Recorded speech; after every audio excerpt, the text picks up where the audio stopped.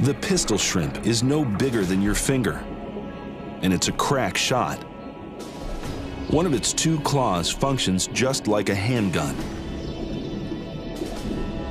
and other shrimp are targets.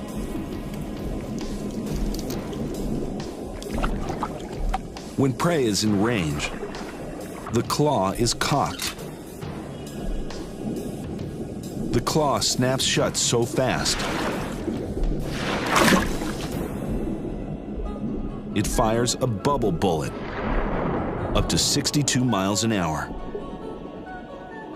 The bubble bursts and stuns the prey. It all happens in a fraction of a second. The fastest gun in the sea.